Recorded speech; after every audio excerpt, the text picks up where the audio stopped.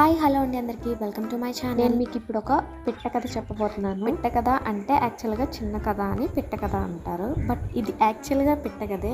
ఇక్కడ చూడండి, ఒక 2 పిట్టలు వచ్చాయి. నేను మా బాబుని పడుకోబెట్టడానికి వెనకాల పక్క కూర్చుంటాను అనమాట, ఉయ్యాల్లో. అప్పుడు వచ్చాయన్నమాట. రోజు వీటి పని అదే.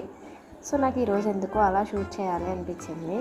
ఈ 2 పెట్టెలు చూసారా, వచ్చి ఒక పెట్టె కింద ఉంది, ఒక పెట్ట పైకి వెళ్ళింది అనమాట. ఇంకొక పిట్ట వెయిట్ చేస్తుంది కదండి, అది మేబీ సిగ్నల్ ఇవ్వడం కోసమో లేదంటే ఆ పైకి వెళ్ళిన పిట్ట రావడం కోసం వెయిట్ చేస్తున్నట్టుంది. భలే వెయిట్ చేస్తుంది చేయడం కూడా. బ్యాక్ సైడ్ ఉంటుంది కదండి, సో ఆ బ్యాక్ సైడ్న అలా గడ్డి తెచ్చుకుని గూడు కట్టుకుంటున్నాయి అనమాట 2 పెట్టెలు చక్కగా. కొద్దిసేపటి ముందు వరకు అయితే నేను అక్కడే కూర్చున్నాను కాబట్టి రావడానికి చాలా సంకోచించాయండి. వస్తున్నాయి, గడ్డి తీసుకుని వెళ్తున్నాయి, వస్తున్నాయి వెళ్తున్నాయి, నేను చూ అంటున్నాను, వెళ్ళిపోతున్నాయి, మళ్ళీ వచ్చేస్తుంది అనమాట. బట్ చాలాసేపు అలాగలా తిరిగాయి. బట్ లాస్ట్కి నేను అక్కడే ఉన్నా కూడా వచ్చేసి అలా గూడు కట్టేసుకుంటున్నాయి అనమాట. బట్ ఇది ఒక మనకి మోటివేషన్ లాంటిది మన మనుషులకి. ఇంకా ఆలోచించి చూడండి, అసలు ఆ గూడు కట్టుకుంటున్నాయి కానీ అది ఉంటుందో లేదో కూడా తెలియదు. బట్ ఒక ధైర్యంతో, ఒక నమ్మకంతో కట్టుకుంటున్నాయి.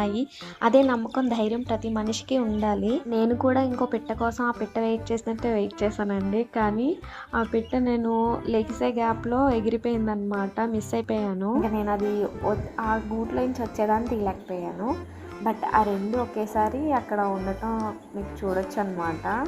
మళ్ళీ వెళ్ళింది, ఇంకేమైనా పని ఉన్నట్టుంది. సో అలా భలే అనిపించింది అనమాట. అదనమాట శుభం కార్డ్ వేసేసుకున్నా ఇంకా ఈ స్టోరీకి. Bye. Don't forget to subscribe to my channel.